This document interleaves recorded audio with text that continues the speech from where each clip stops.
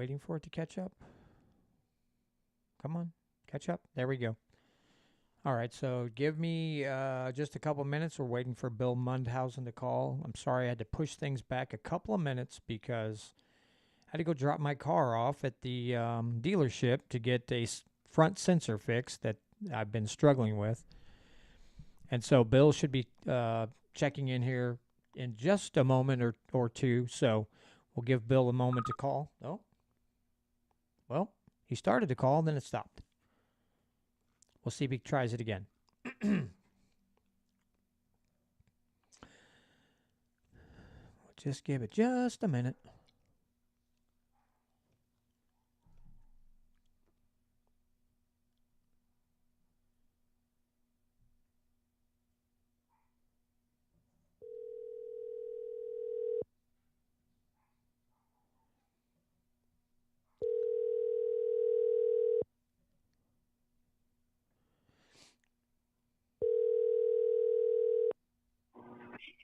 Hello, John? Yes, Bill, how are you? Hey, John. Let me call you back in like 2 minutes, okay? Hey, no problem, man. I had somebody walk in. I'll be right back. Okay. All right, so we'll try again in a minute. Seems like we're both busy tonight. It'd be all right. I can edit the front part of this video out as we're waiting for Bill to check in. So it's all good. We got all kinds of time, right? All kinds of time. Ain't no thing but a chicken wing on a string, if you know what I mean. We'll get Bill on here, and we'll discuss his KEYK radio station out of the Lake of the Ozarks area. Because Bill is another guy who's given me a shot. On a radio. On the radio.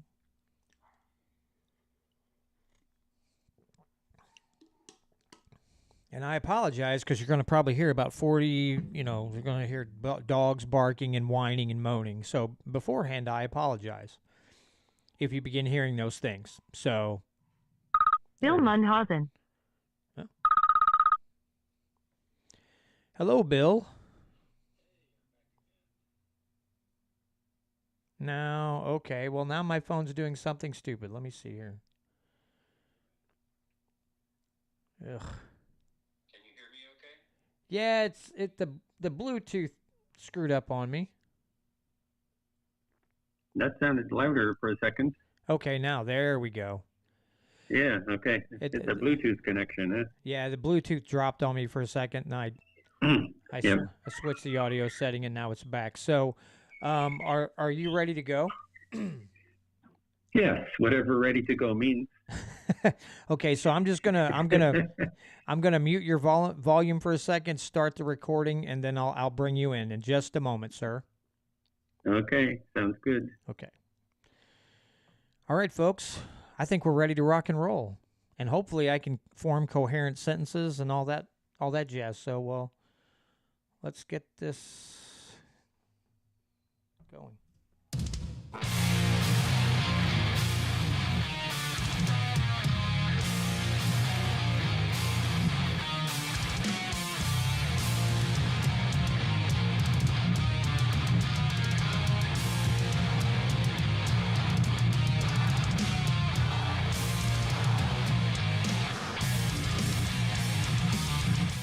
All right, folks, and we're back with another edition of the Missouri Liberty Report. Thanks so much for joining me once again. I'm hoping, well, now Patrick's saying he can't hear me on the live stream, but we'll see what happens. Hopefully, listen, this day couldn't get any more dumb as far as things go. I've been running behind. I feel like I've been running behind all day.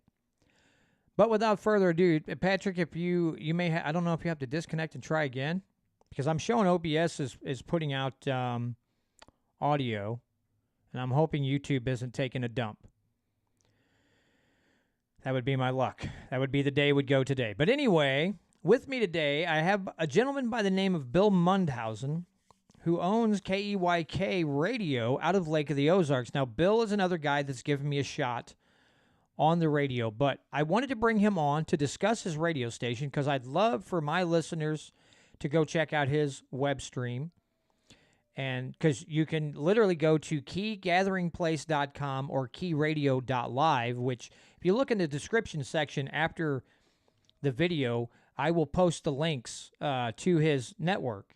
But I would really like to drive some traffic his way, and but I want to bring Bill on to discuss his well, the purchase of the station and the journey that he's been on with the station. So, Bill, how are you this evening, sir? I am good. Good. This is my first time being on your show, so I'm not quite knowing what we're doing here, but I'm ready.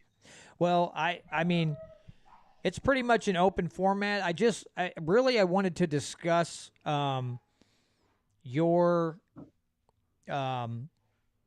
radio station and the journey that you've gone through from purchasing it to and then just talk about some of the shows you carry and basically the mission of your station. So I guess first of all, we can just start off by you can give us a brief introduction, a little backstory on yourself, and then we'll get into the radio station and some of the things that you went through in order to get this whole thing going. Sure. Yeah, I'm sitting in my office in a place called the Key Gathering Place, which you mentioned the website. And actually, that started back in the year 2000. We opened it up as a science center, believe it or not. So I was your science guy, tour guide in the science center, inventing science exhibits of all kinds. And I had some afternoon programs I was doing at schools around here. So that was a long journey. We did that to about 2015. And then around 2018, we had the idea of reopening or re-energizing this as a community center. And really, that's behind a lot of the reason for the radio station. We all know that our federal government is a little out of control, to say the least, and that we don't know what the future holds for that. So I think it's really important that we build local communities so that we have each other's back in the local area. And we started with the community center, and then we had the opportunity to acquire a radio station. And it struck me that that's a much more economical and a much more far-reaching way to reach community, to build community, than to expect people to come to a place. So that's why we're in the radio business. Well, I just learned something new because I had no idea that you did science tours and all that. So that's pretty cool. So I guess the first thing I would ask is, so you decided to start a radio station. What was the process like? What are some of the steps that you have to go through in order to, have a licensed radio station? What are some of the processes that you had to go through in order to get that thing going? Well, it's mostly God's grace. There's not a process involved. Years ago, when I had the Science Center, we made some little 1-minute science videos or audio messages, and put it on our local radio station. And when I was over there, they mentioned they had this kind of offshoot radio station that they really didn't know what to do with. That was probably about 7 years ago. And then just about 2 years ago, maybe less than that, they reminded me about it. And they said it was for sale. And kind of at the same time that we were getting a reputation for our community center, one of the people who heard about us offered to buy the radio station for us. So there really wasn't a lot of strategy involved. It was all just kind of happened. I wish I could tell your listeners more about how you can start your own radio station. But every broadcast station is licensed with the Federal Communication Commission. There's a limited number of broadcast channels, and you have to go out and find one. And we just happened to have one close by that was for sale. That was kind of a useless little non-commercial FM station. They wanted to get rid of it, and here we were. Okay, well, I mean that's cool and all that, that you have community help out there to help get things, get the ball rolling. That's pretty cool. I guess. Well, it was really just the power of one person when you come right down to it. So it just shows you. Every person makes a difference. Absolutely. So I guess my next question for you would be, what do you have? Are you kind of a mission-driven station? I mean, when this whole thing came together, what did you see, or what was kind of your vision for the station? What did you want to accomplish with it? Well, I'll give you there's kind of a long, I'll try to keep it as succinct as possible. But we're a Christian organization. We're a not-for-profit organization. We've been around since, like I said, the year 2000. And so we have a mission, which is basically, it's Christian, but it's also about doing good works in the community. So when it comes to the radio station, really what we're trying to do is create something that gives voice to every part of our community. I mean, if you think about a town or any place where you live, there are politicians, there are businesses, there are entertainment venues, there are churches, of course. There are people who just like to teach interesting skills, whether it's firearms training or hunting or fishing or any number of things like that. And what we're trying to do is create a venue for everybody to be able to do their thing. And it all lets the rest of the community know about all of these opportunities that are out there. Does that make any sense at all? It's kind of like an idea of building, making it, we're really hoping to replace Facebook, I guess you could say. Facebook is kind of an artificial community with a lot of meanness in it. We're trying to come back to the roots, people face to face doing things. Yeah, I mean, I completely understand with what you're saying, because what you alluded to earlier with the feds is that we do need to build a community. And I know with the Missouri Freedom Initiative that I've become associated with, some of those gentlemen in the group state the same thing, that we almost need to build alternate communities where people can work together. You know, the looming inflation and possible recession that's coming because of government ineptitude, that we need maybe to start looking at building alternative communities and even alternative currencies and whatever we can do so that people can come together, help each other out, and get through these tough times. And I completely understand. So I know you have a morning show, and you do carry my podcast, but are there some other shows you'd like to highlight? I know you'd like to highlight them all, but why don't you give us kind of a general rundown of some of the different types of shows that you have on? Yeah, sure. One of my favorites is called True History Professor. A man named Jim Paisley. He's a retired college professor. And what he does is he looks at current events, and he does a lot of research about it and does a presentation on the historical background behind those events. So when there's something like a war between Russia and Ukraine, he'll go back historically and look at how that whole relationship about those two countries came about and what the issues are, and he brings it up to the current time. So it's kind of like the story beyond the headlines.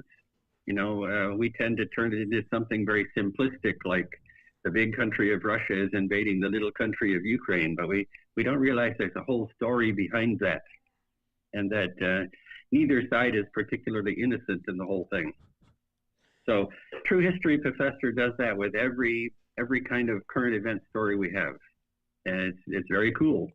I think it's the sort of thing that probably should be nationally syndicated, if that's possible. Of course, there's a lot of shows like yours that should be nationally syndicated. And other shows, that's kind of my favorite. Here we have one called Counterculture Mom, and that's done by a lady named Tina Griffiths, and she's somebody who used to live here, and she used to be a Hollywood actress. And what she does is does exposés about what goes on in Hollywood. And so basically we have a lot of, I guess you could call it conservative-oriented programming, but it's not, I hate to label it like that. It's really about people who are speaking out about freedom and what is positive for America. And that's the gist of what we want to have on Key Radio. I mean, now, again, I don't really, I'll have to admit, I haven't listened to a lot of shows just because I'm super busy most of the time. But I do have to, again, thank you for letting me have some, giving me an opportunity to be on your radio station. And I do know now, What's that? I love your show because it's outside the box. It isn't what I'd call purely conservative. There's a libertarian streak in there, but there's really just a lot of good common sense, and you cover a lot of ground in your program. So I really appreciate what you do. So, I know you and I have discussed this, and I don't want to put you on the spot. Sure, you don't. But I'm going to put this out there so if others hear it, no matter where they are, then maybe I can help you out, because I do know that you are looking for some advertising for the station. I mean, I know you're not looking for, I need hundreds of advertisers, but you do need a little bit of advertising help. So, I guess I just want to put this out there for anybody. Again, I will, the web address and everything. Now you have a way to contact. People have a way to contact you via the website, right? Of course. Okay. Yeah. And there's also an Android app and an iOS app, so they can download an app and it has the contact information on it also. I forgot about it. See, I'm a bad host. I didn't do enough research and forgot half the information. But so I just want to put this out there for folks who, especially if you live around the Lake of the Ozarks area, if you would be interested in some advertising, then Bill needs some advertisers. So I just want to put that out. I'm not trying to pressure anybody, but I know that I've heard. I'll make a little pitch for this. Okay. Even if you don't live at Lake of the Ozarks, if you're involved in anything that's associated with the marine business or boats or anything like that, we have a lot of boaters here. I don't know if you realize it, but we have a great big lake. Yeah, that's true. So people drive boats around, and there's lots of advertising you might not think makes sense because we're at Lake of the Ozarks and you might not live here, but you might be in an industry that services Lake of the Ozarks. Absolutely. So this just a call, maybe a little call for action. But if you're interested in advertising, doing some sort of advertising for whatever industry you're in, please contact Bill, because Bill's he's got some advertising spots open. And again, folks, we're talking about community here, and I've heard enough of Bill's station.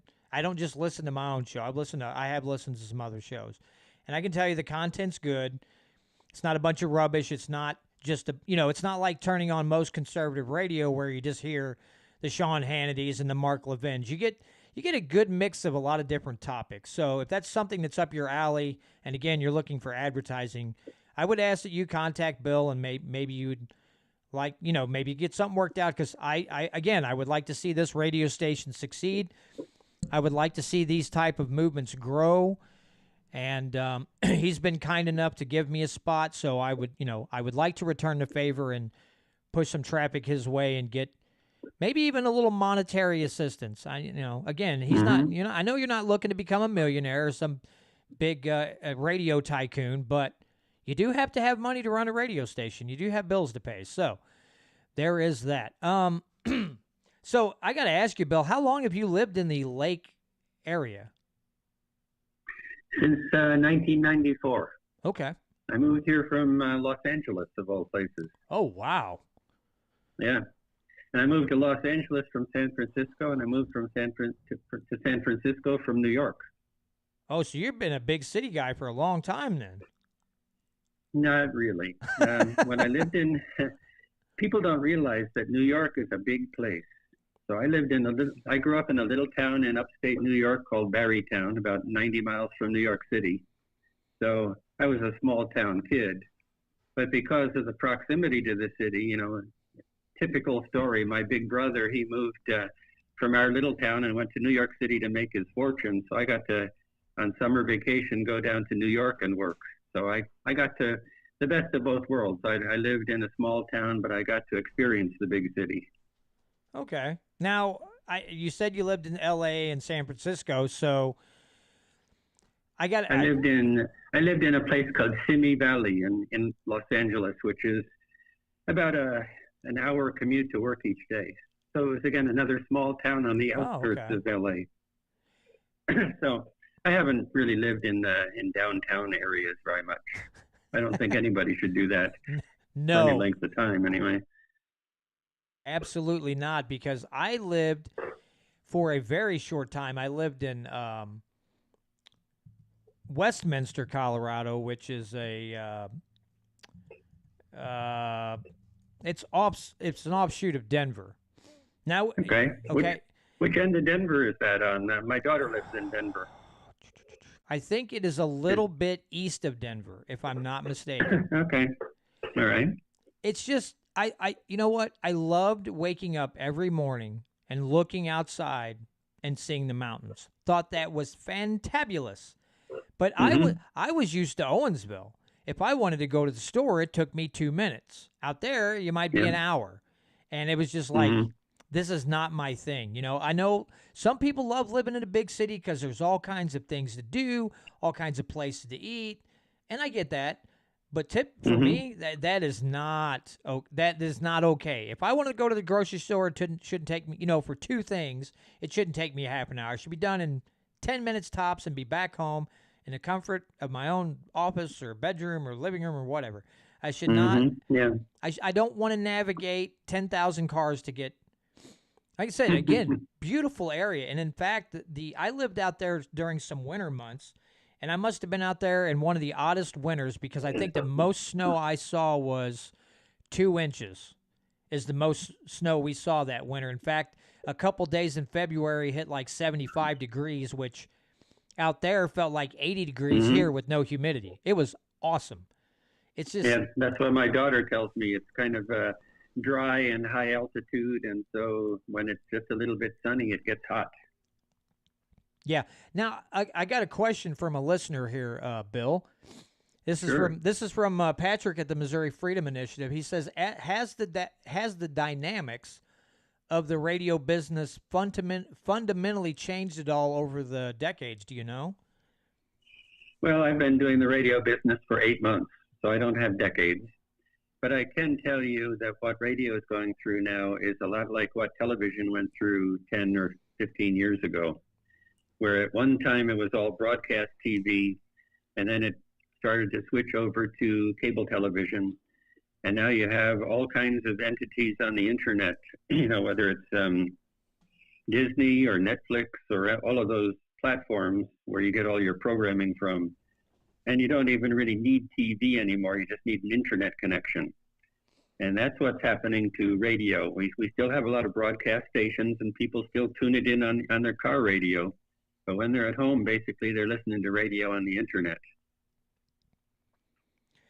Yeah, That's the revolution that's taking place. It's everything. A lot of radio is now pre-recorded also instead of live for that reason. right. Again, I couldn't imagine trying to, because I know what you do. You pull. I mean, a lot of yours is you don't. You have one live show. That's the morning show, Mm-hmm. and everything else is podcasts or different shows that I'm assuming you upload and then you have some automation there. I know you told me. Yeah, Now, I have to ask if you don't mind answering the question. Now, sure. what kind or how do you have some kind of server or do you use some kind of software that kind of gathers everything and it just you tell the time slots and to call for different shows and it just plays them or Yeah, we we use a completely online scheduler, and it's actually a company over in England. oh So all of our scheduling, all of our podcasts get uploaded to the cloud, and they're in this scheduling program that was developed over there. It's a very simple thing. It's a one pager where you plug in a bunch of playlists, and you put each of the media files into the playlist each week. And so it's you could do it from anywhere. It's just a browser kind of thing. And all that we do differently from most internet radio stations is we then take that feed and we play it through a little device, and it automatically goes to a broadcast antenna in Osage Beach and goes out through the airways around Osage Beach also. okay So We're actually backwards for most radio stations. Most radio stations do the broadcast and capture it for the internet. We start on the internet and send it to the broadcast. Okay. Now, I also have to ask, are you heard pretty much all the way around the lake? Do you cover a decent area with that station? I never did ask you this question before. Sure, yeah. Well, a decent area is relative, I guess. That's true. The FCC regulates how far you can transmit. It's not a matter of just getting a bigger antenna, for example, because you're not allowed to what's called step on the neighboring radio stations. So we have a broadcast area that's basically Osage Beach, which is the prosperous part of Lake of the Ozarks. And that signal kind of spills over into bits of Camden, and it's mostly a Camden County station. Okay. And if you get to be big enough, I don't exactly know what the term is, you can get things called repeaters. So our local Christian station, for example, they have repeaters in different communities that wherever their signal doesn't reach, they put a little repeater and then they can broadcast locally in that community if they want to reach that community. But all of that, again, is controlled by the government, you know. So you can't do anything that the government doesn't let you do.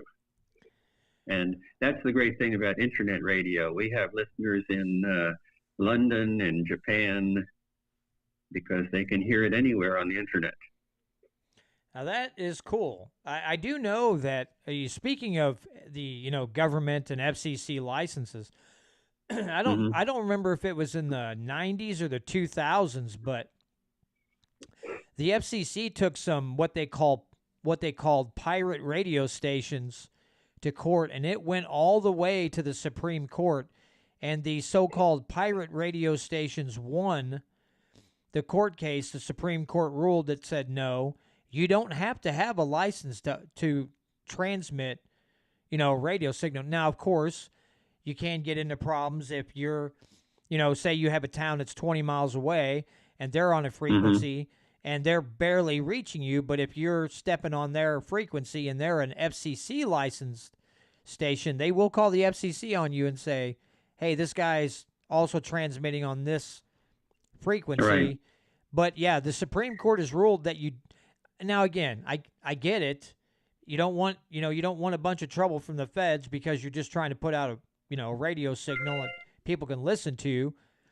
But yeah, I know the Supreme Court has ruled that says no, you don't have to have a license, because I know those licenses are not cheap.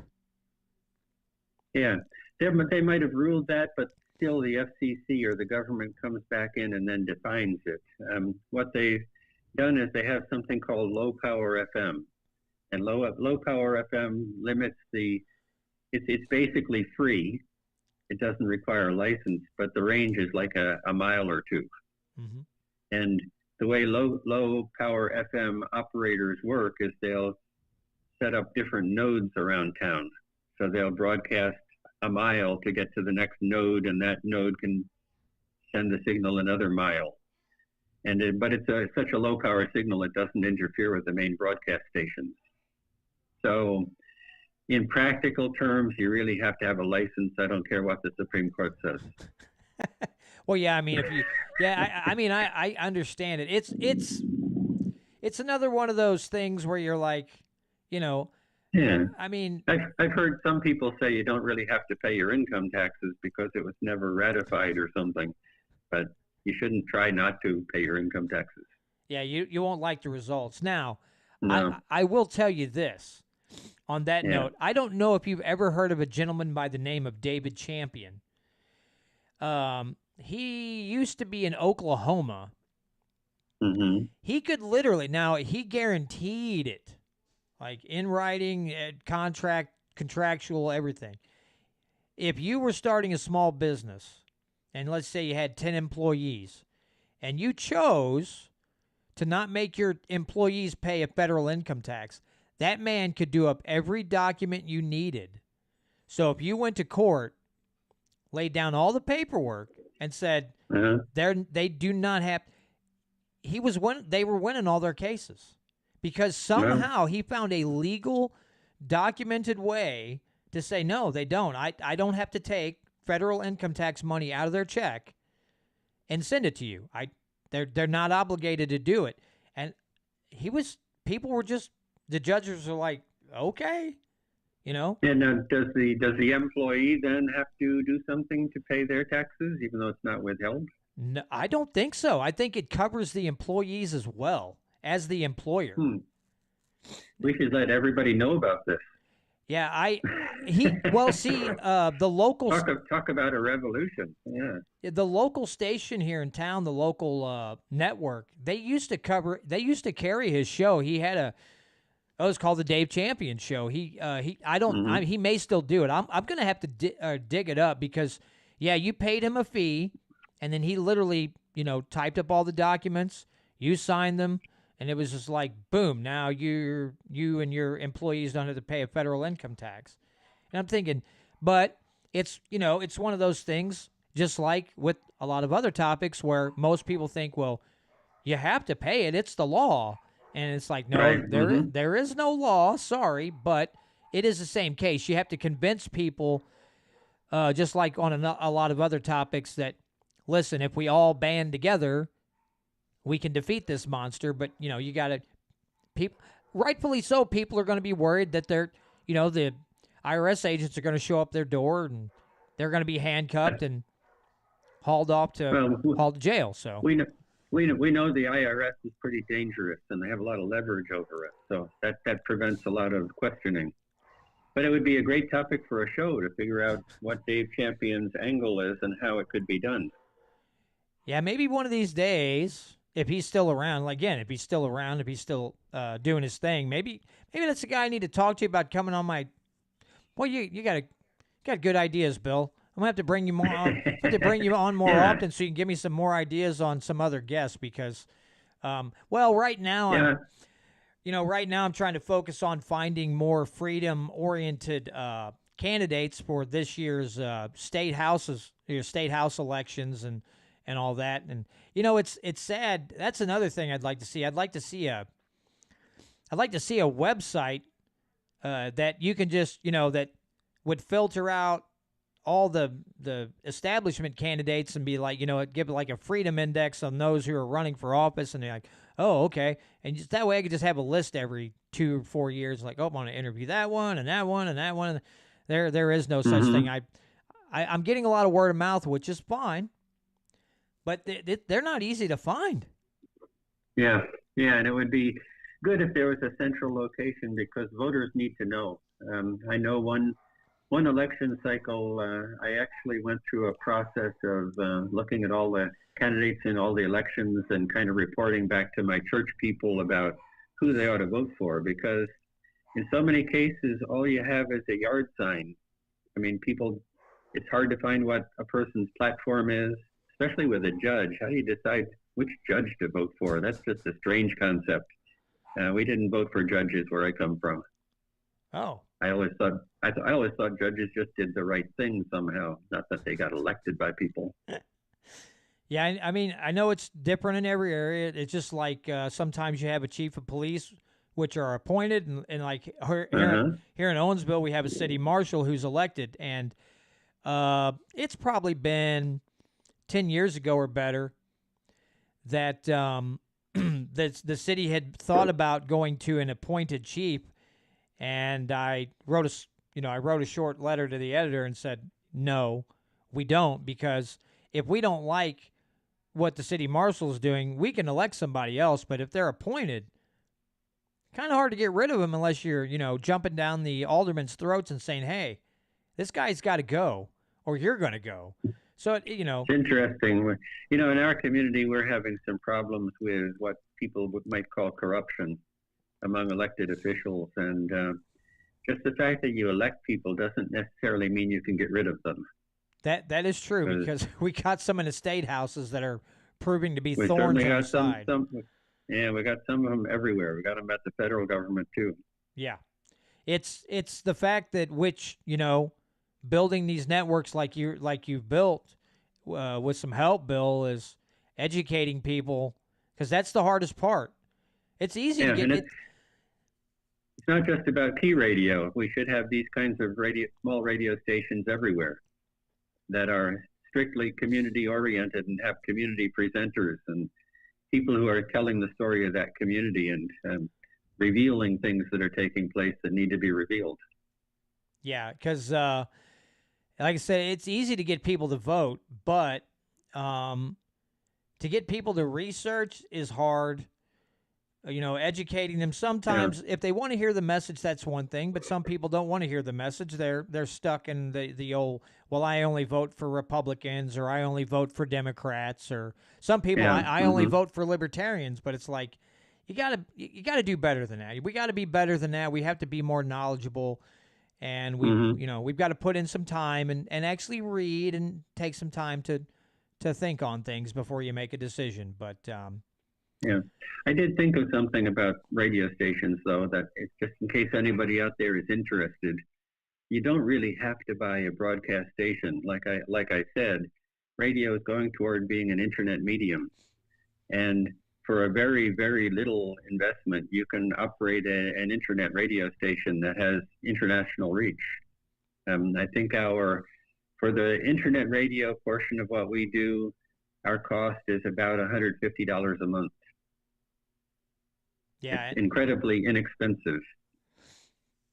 Yeah, and again, like last week, the couple that I had on last week who run the local network here, it's not, you can even do a thing where if you have an extra computer laying around and literally you can run Winamp software, and I think sometimes you pay $12 a month to use Shoutcast, a Shoutcast server, if you want, and then if you said, like, say, okay, I'm going to piggyback Key Radio. I'm going to change the name of the internet station. I'm going to put, like Missouri Radio or something.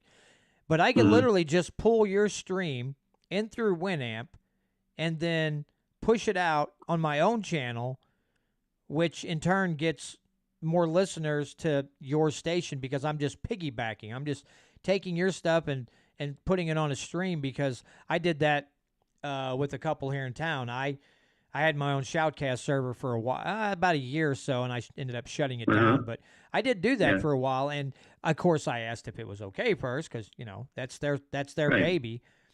But they're like, oh yeah, more the merrier, more.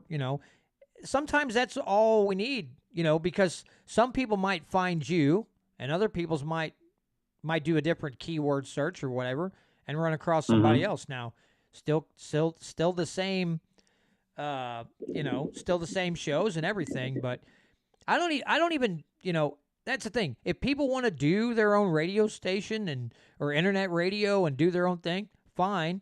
But you can also help others out by just piggybacking with their permission, and having multiple channels with the same content there's nothing wrong with that either. No, not at all. Because if they don't find me, they'll find somebody else in a different place that's piggybacked on it. So yeah, sounds great. Yep. Okay. Well, Bill, anything else you want to talk about while I got you on the phone? No, I think that's enough of me for now.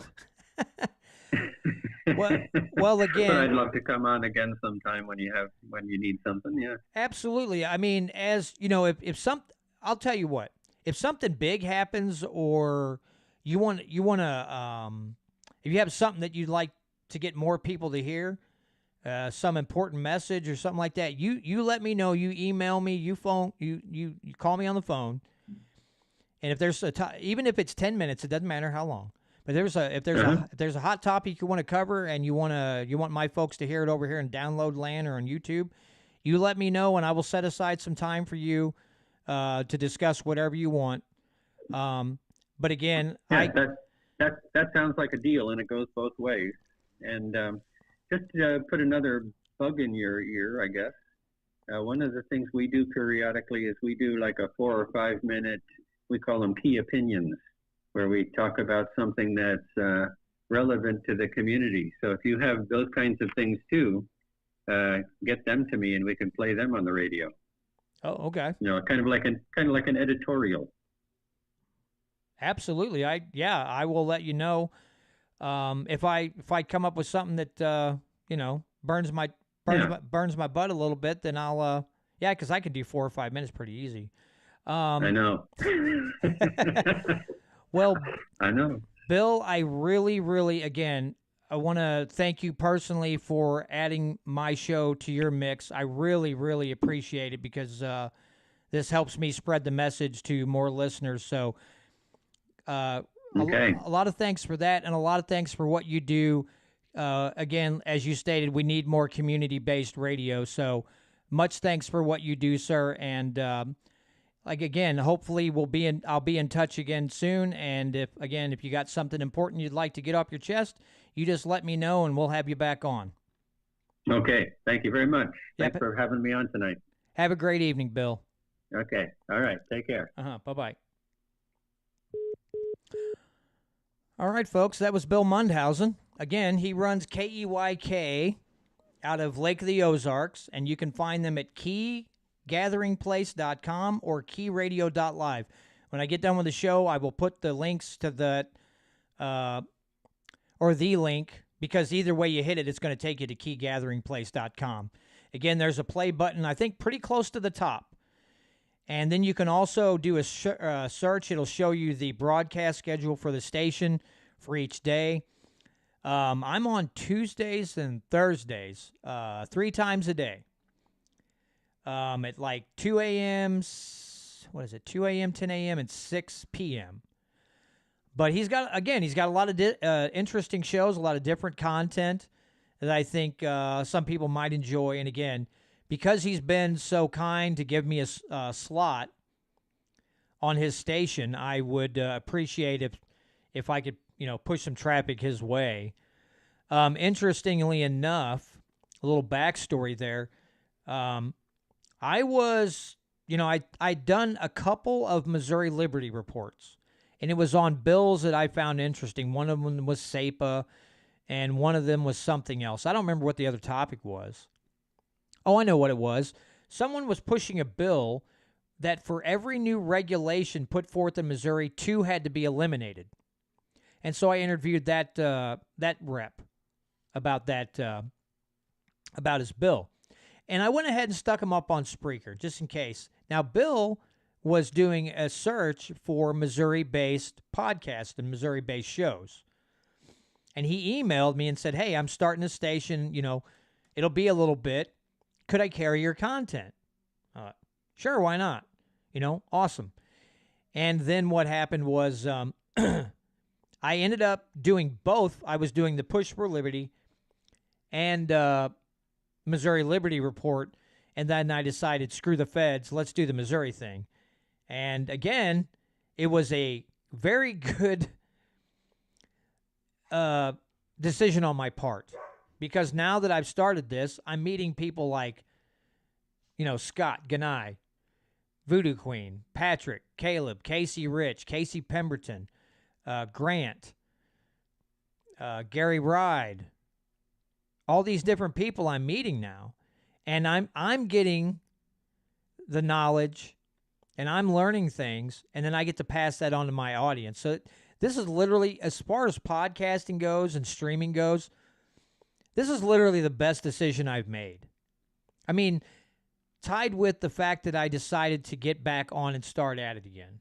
That was another, because I had taken several years break and decided to start podcasting again.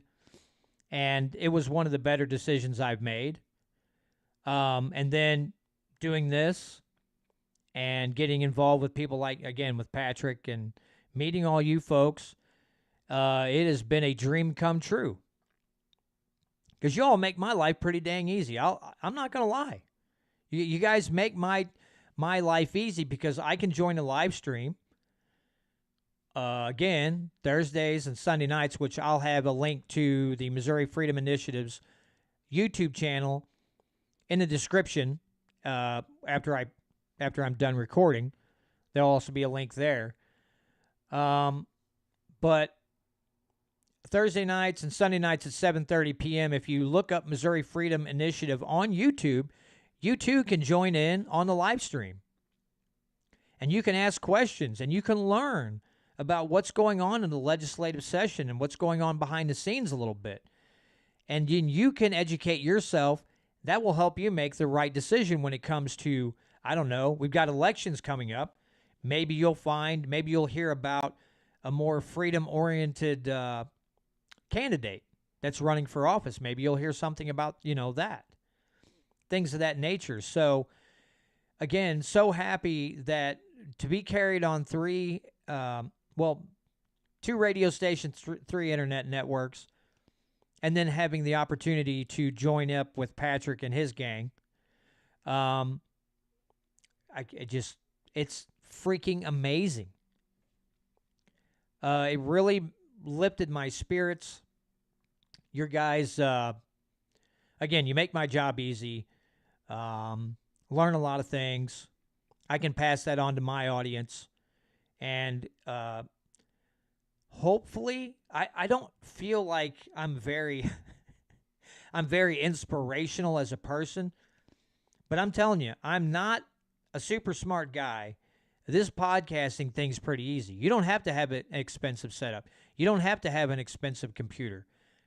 You can have a very simple soundboard, microphone, a set of headphones, a USB input,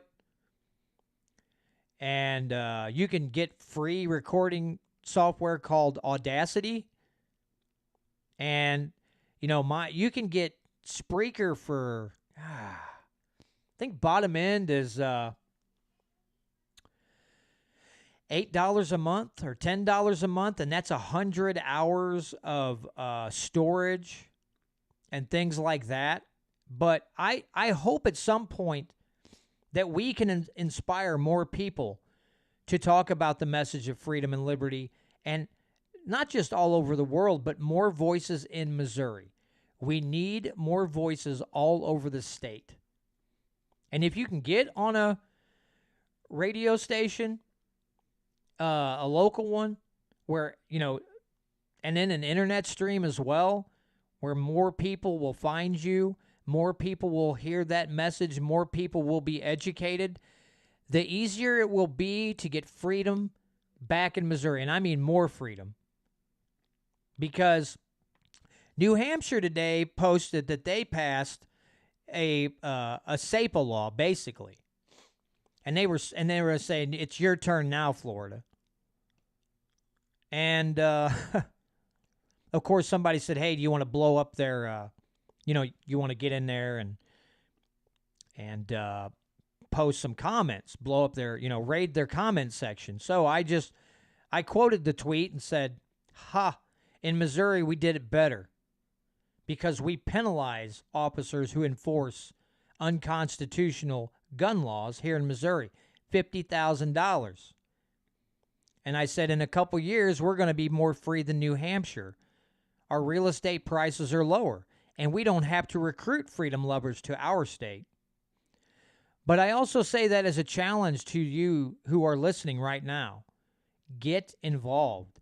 And I don't mean you have to go up to the Capitol once a week or once a month. I'm talking about making, writing emails and making phone calls to your reps. Tell them what you're passionate about. Tell them bills that you'd like to see die on the floor. And tell them about the bills that you would like to see go through and get to the governor's desk. Things that Plocker the Blocker don't want to get through. But we have... Now, again, the legislative session's almost over with. I did see that apparently the Senate endorsed a tax rebate for Missourians. Now, that's single people getting up to $500, couples getting up to $1,000. Was talking to a couple people at work about that, and I said, I don't have a problem with getting a tax rebate because, A, they're not printing the money out of thin air. B, it will do nothing to inflation. It won't cause more inflation. It won't cause a deficit. But the one thing I would like to add to that is how about now we work on this next legislative session. This is my personal thing. These are things that I would like to see happen. A, getting rid of the personal property tax. I would love to see that. Okay? Get rid of the personal property tax. And thank you to all the kind comments in the comment section, by the way. I appreciate your support. I don't want to. I don't want to sit here and ignore them all night. I just get on a rant and I'm not looking at the screen. I don't want to get distracted. But thank you for all the kind words. But getting rid of the personal property tax, A. B. Getting rid of the Missouri state income tax. The last time I was at the Capitol, one of the senators gave us a couple suggestions to work on. Getting rid of the personal property tax was one, but then work on a bill that all taxes would have to be reviewed every, let's say 4, 6, 8 years. If the people don't want them anymore, they vote the tax out. Don't have a problem with that. Something else that I'd like to see, we'd like to see, I don't want to just say me, is getting SEPA put into the Constitution, making it part of the Missouri Constitution. That's something else. But there's a lot of things we can work on. But I believe, my personal opinion, if we can eliminate, at least get the personal property tax out of our lives, it's going to be a big difference here in the state of Missouri. When you want to talk about being more free, how about getting rid of the fact that you have to rent your cars, your farm equipment, your livestock from the government? That you no longer have to rent those things from the state government. That you no longer feed the state coffers with your hard-earned money at the end of the year because you chose to buy a car. You chose to buy farm equipment. You chose to buy livestock. I think that's, I don't know how you would say that's a bad idea. Now, Patrick brings up something else. New Hampshire's bill has no teeth. There's no enforcement mechanism to those who would break the new SEPA law. That's exactly right. They're bragging on it, but in a contest here, Missouri won that hands down. Now, New Hampshire gets a little. New Hampshire likes to brag that they're the freest state in the country, and right now they might be. But folks, I'm telling you right now, and I absolutely mean it, because SEPA is a prime example. What I shouldn't say what we did, because I wasn't really a part of that. But what was accomplished with Missouri Freedom Initiative and our state reps, getting SEPA through, getting signed into law, that is a prime example of how we as Missourians can become more free. That should be our foundation. SEPA should be our foundation to build upon and start stacking the deck in our favor. Making ourselves more free. Unshackling ourselves from the tyranny of taxation. Keeping the fruits of our labor. Now, there's going to be people out there that like to say, well, taxes are the price you pay for living in a civilized society. Well, what the feds are doing, and sometimes what the state does, okay, let's take the personal property tax as just one example. Do you think that renting your car and everything else that you own besides your home, anything you buy that you pay personal property tax on, renting those things from the government, do you think that is civil behavior? Renting your stuff from the government is civilized behavior? Because I don't consider that civilized. Just like that would be like my neighbor buying a car, and in order for them to drive past my house, I would put a gate out there, a toll booth, and say, oh, if you want to pass by my house, you have to pay me $2.50 every time you drive by. No, government would stand for that. Why are we standing for paying money to politicians so that we can keep our car? That's not civilized behavior. Government does not behave in a civilized manner. It is against the very nature of government. Most government, if left to its, own devices will not be a civilized body. It is chaotic. It is inefficient. It is unconstitutional. It is immoral. So the argument that that's the price we pay for living in a civilized society is a bunch of hogwash. And Voodoo Queen, yeah, there's a lot of comments about Plocker. Plocker has to go. Plocker is a tyrant to our state. Yes, agreed. Plocker the Blocker is a tyrant. And he needs to go. He needs to let the door hit him with their good Lord split him, if you know what I'm saying. Oh, now I have a big dorgie in my bedroom, or in my office. If he starts making a bunch of racket, I apologize. But anyway, that's just some thoughts, folks. That's some of the things that I would like to see getting worked on. I think some of the others will agree with me to get rid of personal property tax, to get rid of the income tax. In essence, just keeping the fruits of our labor, not renting our cars and things from the government. I think that would be a big plus, a giant plus. And it's something to keep in mind. And again, it's going to take a big effort. We need a lot of help from a lot of people to pressure our politicians in the state of Missouri to get these things done. No ifs, ands, or buts about it. If they don't want to, we find those who will. And that's a tall order, because freedom-loving candidates don't get much advertising. They don't get the platform the establishment guys do. So when we find these people, we have to give them a platform to speak from.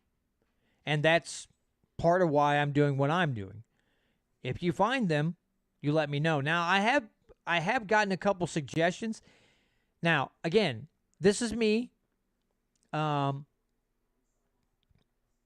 is my opinion. Okay, so take it for what it's worth. I have gotten some suggestions, but I get on and I see these huge Trump supporters, and that scares me. I'm not going to lie. It scares the bejesus out of me, because I'm not a big Trump fan. I was for a little while, and then then I went, oh, the bump fire stock ban thing and all this other jazz that went on. I was like, oh boy, here we go, going off the rails again. But it's just, it's awful. And I see that, and I'm like, I don't know if I want to have them on or not, because I don't know what's going to happen. I don't mind giving people time to come on. But I also want to find those who I know are freedom-oriented. I don't mind giving airtime to somebody that is a little out of my comfort zone, I guess you'd say, but I just don't want to spend my time with people who seem to back the establishment. We're beyond that now. We need to get beyond the establishment types and get to those who actually like freedom. They actually have the spine to go against the grain in the state houses. It's something we got to do. We got to do it. And that's part of my mission here, is to find them. Now, I found guys like Casey and Robert and some others. Oh, wow. Scott says, if Trump was really trying to drain the swamp, he would be in his forever box. That's a good point. The best way to control the opposition is to lead it ourselves. And that's a Lenin quote. And that's, yeah. I mean, Lenin wasn't a great guy, but that's a good point. That's a great point. That is, I mean, what else can you say about Lenin? And I went way past the point. Let me clip this. To those of you in KEYK land, we'll see you next week. Went past the 56-minute mark, just sitting here, flapping me gums. I'm gonna mute my mic for a minute and re-shut my office door so Big Black Dog doesn't come back in here and whine.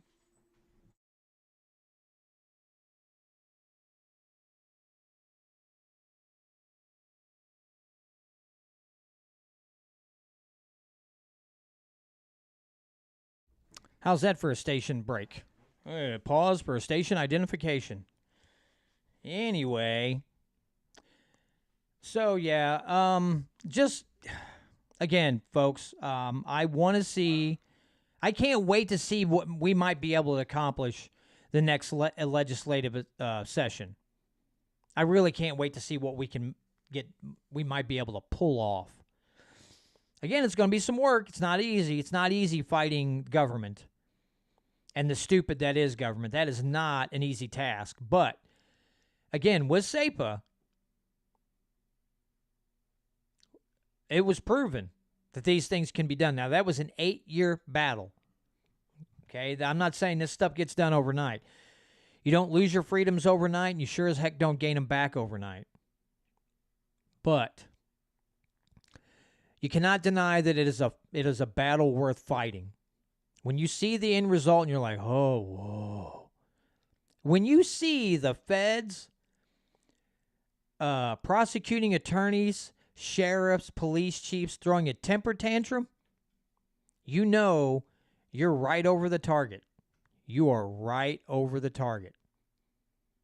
And that is awesome. Love it. We need to keep getting over the target. And that's the thing, folks, and most of my listeners know this. But if you're talking on a subject and you get attacked, or if you write a bill and everybody starts throwing a temper tantrum, you know you're on the right track. You know that you're threatening someone's power.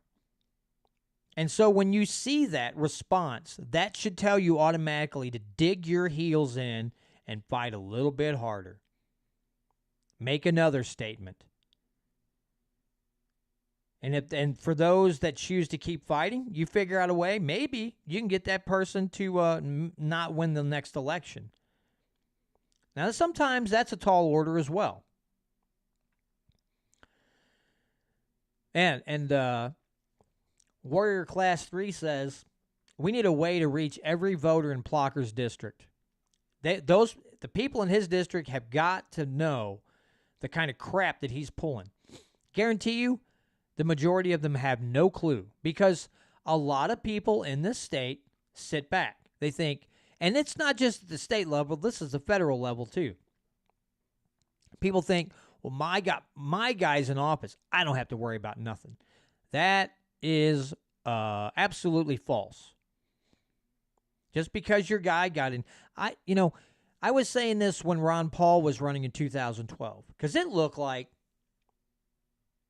before the Republicans changed the rules right before before they announced their candidate,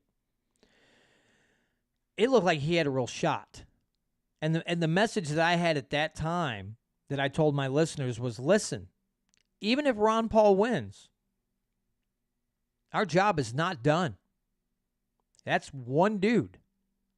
Now, would I say I would have trusted Ron Paul well above others? Absolutely I would have. Absolutely I would have trusted Ron Paul well above what a lot of other politicians, the way I felt a lot about a lot of the others that were running. But it doesn't mean the battle's over. That doesn't mean you get to take a nap. So, it doesn't matter if you elect half the House of Representatives with freedom lovers. You don't step down. You don't step back and go, "Oh, that was awesome. Wake me up in 2 years." No. You have to keep an eye on everyone. Again, liberty is a precious jewel that you must guard and keep away from everyone. Anyone who might even try to take it, even take a little sliver off of it. You have to guard that precious jewel of liberty. No matter how many freedom-oriented candidates you have in your state, or politicians or representatives, or whatever you want to label them as,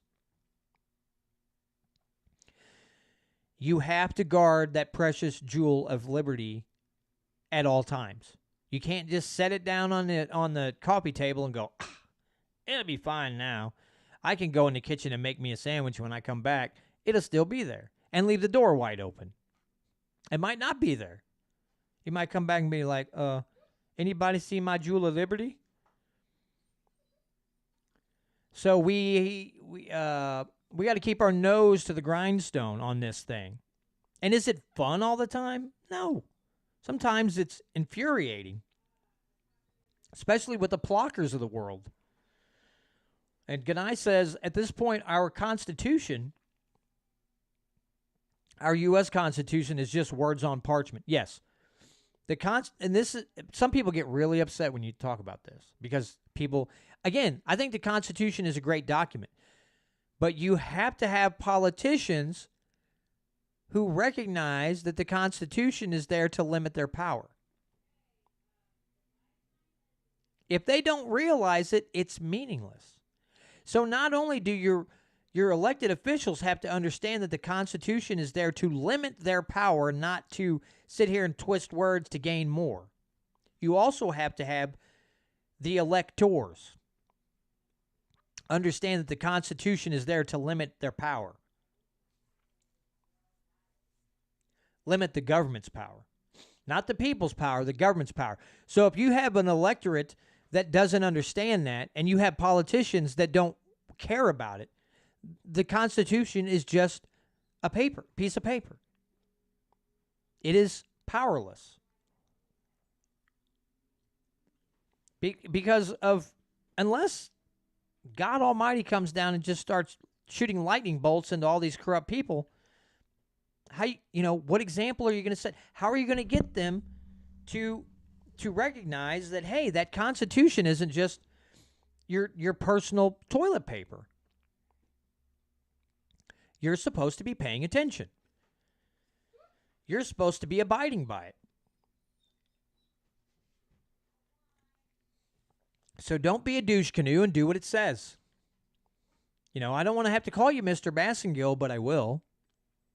It's just that simple. So yeah, Warrior Class 3 got a Thomas Jefferson quote here. The price of freedom is eternal vigilance. Yes. Now, I have been guilty of that same behavior. I was guilty of that for a long time. If the Democrats win, it'll be great. I wasn't paying attention. Now I know the folly of my ways,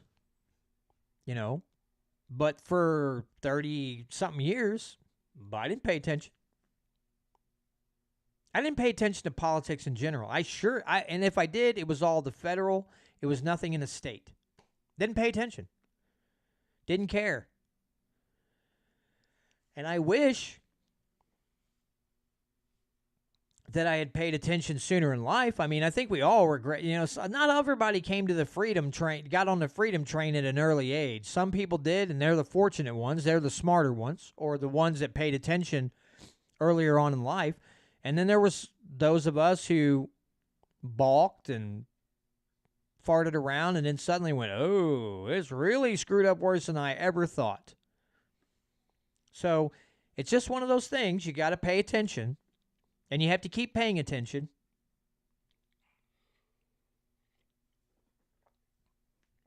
Not only that, you have to train others to pay attention as well. Your children, your grandchildren. You have to educate them in the fact that they need to pay attention. And that they can be soldiers for liberty. And I don't mean they are picking up their guns and firing shots. I'm just saying they know the responsibility that they carry, that the founders of this nation set upon us. And that was to be ever vigilant. And that is, again, if your government stops listening to you, you either create a new one or you overthrow it and create a new one, or you just go about your business, and just get rid of government altogether. But you don't stand around and twiddle your thumbs and stare up into the sky and go, I wonder what's going to be cloudy or sunny today. Yeah, Ganai says, anti-federalists knew this government would not last. All forms of government become corrupt. Again, I have to state this again. We like to blame politicians. A lot of people like to put it all on politicians. But a lot of the blame is on the people too. Because if you're not paying attention, if you're not really listening to the words that your local elected parasite or federal elected parasite are saying, then that's a problem. And Warrior Class 3 says, not only pay attention, but have a show of force. Every town should have a militia and every high school have weapons training. I'm not going to say that's a bad idea, because that's not a bad idea. You know, and I go back to this sometimes. I remember after the Oklahoma City bombing, and this is when I didn't pay attention to politics. I remember seeing, on the news for weeks the talk about the Oklahoma City bombing. But I remember Bill Clinton getting on TV and talking smack about militias. Didn't register with me because I didn't even care about militias. Now I do. I was offered to join a 3%ers group. Oh man, it's been a couple few years ago. The problem was one of the guys trying to recruit me and another gentleman in the organization, it sounded like a bunch of high school locker room, oh, look at me, I'm a badass. All that. I was like, no. If this is what everybody's like, I don't have time for that. I got out of that when I was in high school. And I sure as hell don't have time for it now. I want to, if I'm going to join a militia, I want to be there to learn tactical things, tactical training, and that sort of thing. I do not have time for jock macho BS. All this posturing. Oh, look at me strutting. No. And so I said, you know what? Screw it. I'm not doing it. Because out of two guys that I met that were really trying to get me there, but I was like, man, and I'm not saying that was all militias. I'm just saying it was that group. I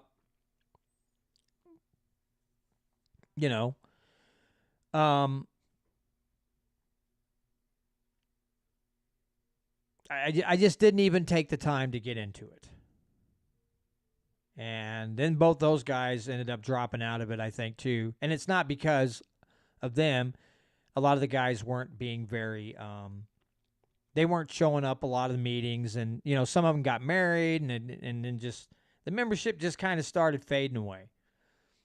So they backed out. But it's just a fact. If I'm going to join up with an organization, I want to know that I'm with people who know what they're doing.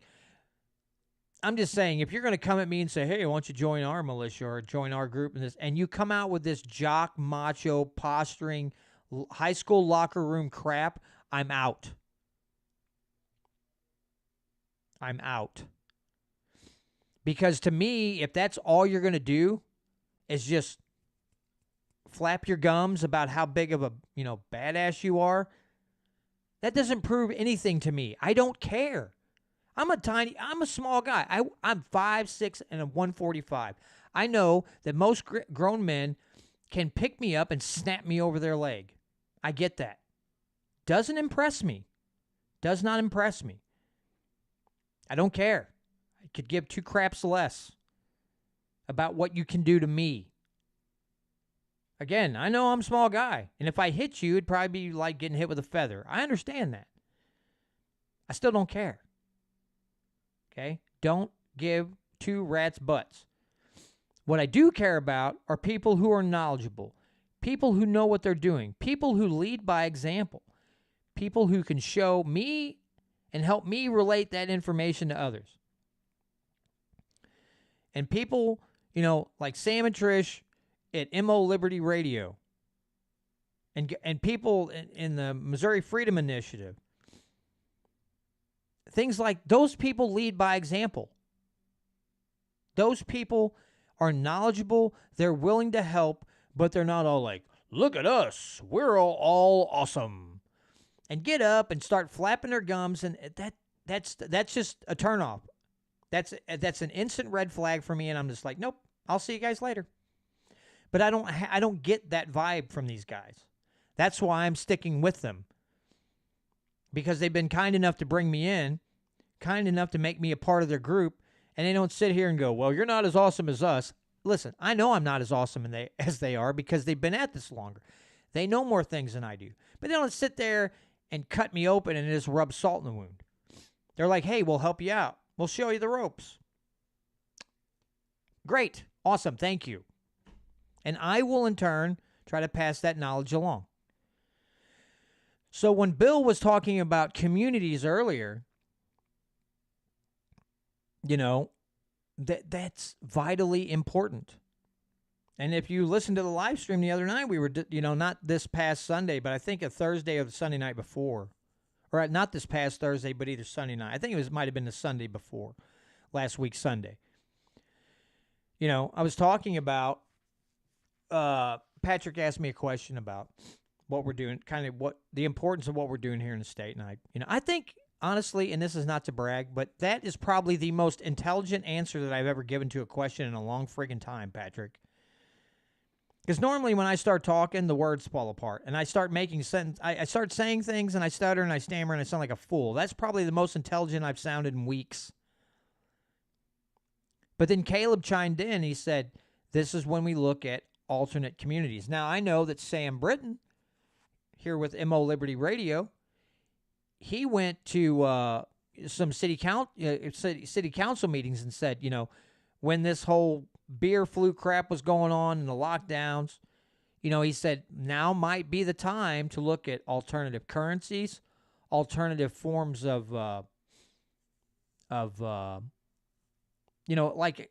something, alternative business practices, everything. Because if this is the first time they've really done this, it very well could happen again.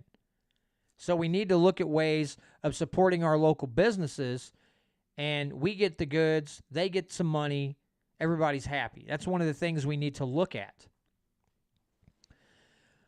So community is very important. And I if that's one thing to take away from this whole shebang that I've done tonight, all the ranting and raving that I've done, and the nice conversation that I had with Bill, is that your local community is where it's at. Now, I'm not saying that we just ignore the state of Missouri, not the state, not in the libertarian fashion, Getting our state of Missouri under control. But if you can get your local communities fighting for freedom, the more local you get, the more control you have, the more freedom you can gain. So, of course, you want to start at the very basic level. But, man, if we get the whole state to be more free, hoo-wee, buddy, we going to be awesome. And that's what I want everyone to, that's what I'd like my listeners here in Missouri to focus on. And if you listen in another state, let us be a shining example to what you can accomplish where you live, either in your community, your county, or your state. Let us, and if you need help with something, if you need guidance, go to Missouri Freedom Initiative. Is it .org? Oh, I think it is. And contact them. Someone will help you. We will do our best to help guide you through. I know I'm not speaking out of line when I say that, because we have people in other states that join the live stream. So if there's something that we can look forward to in the state of Missouri, is if we get more things done in the state and we get more freedom, then I hope that we are a beacon to others in the United States or around the world even, that, hey, if you want your freedom back, you've got to fight for it. But, man, when you get it back, not only do you hold on to it, but enjoy that feeling of real liberty. Soak it in, boys. Soak it in, boys and girls, because it feels real good. Now, since I'm sitting here and I'm kind of just chatting away, and hopefully Patrick is still in the live stream, I have a question. Because I just noticed I got a notification from Twitter, how many, and someone's asking about our SEPA, how many have you fined? Did they pay? Well, I don't know the answer to that question, but I will tell you the result is the police seem afraid to work with the feds now. That's what we wanted. They're afraid to work with the feds. Awesome. We don't have to worry about finding them if they're afraid to work with the feds. Now, of course, the press is taking that to all new level and saying, "Oh, they can't do anything." No, they can. They can still, they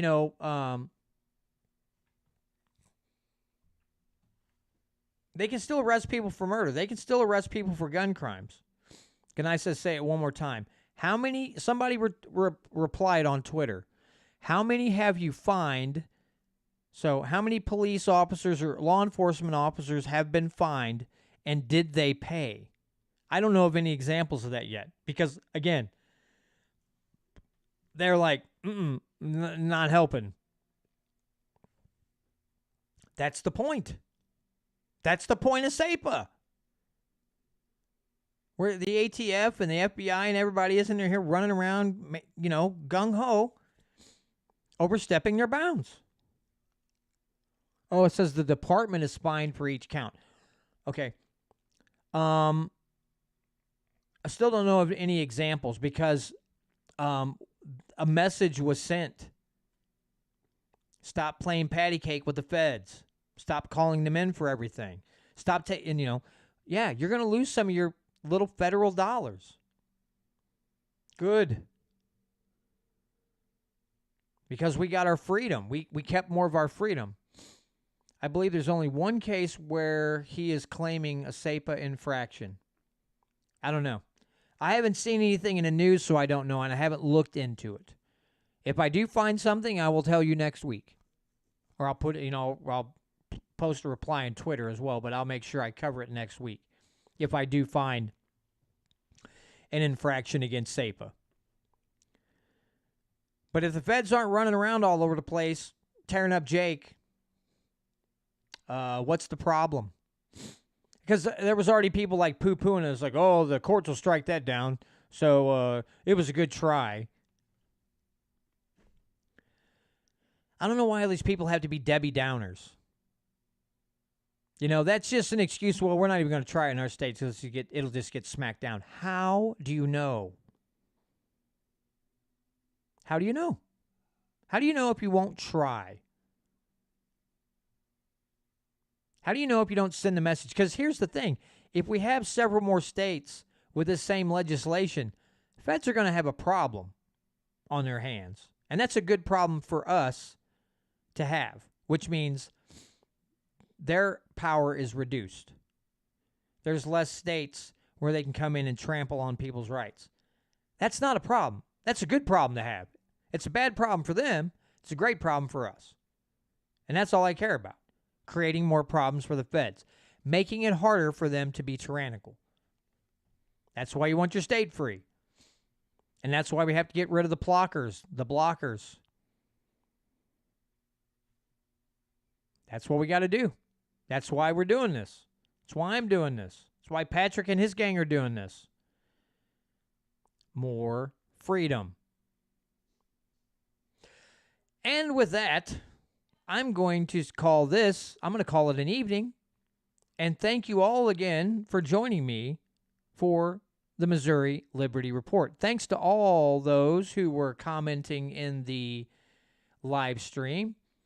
Patrick, Ganai, Voodoo Queen, Warrior Class 3, Gary Ride, all those who joined in, had some comments tonight. Again, appreciate you all. And again, appreciate anyone who gives me a shot on their radio station, internet stream, and those who help push for freedom and liberty here in Missouri, those who help me gain the knowledge that I need to spread to my listeners. Appreciate each and every one of you. I really do. Love all you guys. You guys are awesome. I don't think I could be surrounded by a better group of people than what I find myself with. Sam and Trish, again, I've known for years. Couldn't ask, they helped me get started. They continue to support me. Bill at KEYK continues to support me. Darren Weeks up in Michigan continues to support me. And now I have another group that I can associate with, learn from, have a camaraderie with, and fight for something worthwhile. And that's freedom, my friends. And again, thanks to everyone. Next week, I don't have a guest on right now. I'm on the 20th. I have a candidate, and oh boy, what's her name? Let me look it up so I don't sound like a moron. Or should I say like normal? Angela Romine will be on with me on the, let's see, I'll make sure I got this right. Oh, I was wrong. Okay, never mind. On the 20th, so not next week, but on the 20th of May, I will have Angela Romine on. Now, I will say that she admitted that she aligns with people like Charlie Kirk and Candace Owens. But as my wife and Patrick told me, get out of your comfort zone. You may not agree on everything, but you might agree on some important principles. So I'm gonna have her on the 20th, and I'm going to try to find a guest for the 13th. And I'm going to contact a couple other candidates and see if I can't get one of them lined up, because I want to get as many of these folks in as I can before the primaries and give them a platform to speak from, and so they can be heard. And then, maybe the people that are following them can join in on the live stream, and they can hear about some of the good works that the Missouri Freedom Initiative and those fine folks are doing. So I will continue, contacting these folks and try to get them lined up for an interview as soon as possible. So anyway, thanks to everybody once again. Greatly appreciate all of those that download, join the live stream, any of those things. Greatly appreciate all of you. Please continue to share this podcast if you do download it. If you find this on YouTube, subscribe. Become a follower. If you find me on wherever you get your podcast from, make sure you hit the like button. Make sure you hit that follow button, because the more likes and follows I get, the easier it is for me to spread out and other people to find me. So, oh yeah, and Voodoo Queen says, don't forget Mazzy Boyd. Now, Voodoo, I'm going to contact her, but she seems like a big Trumpster, and that makes me uneasy. Now, I'm not saying I'm not going to give her some airtime, but it just scares the bejesus out of me.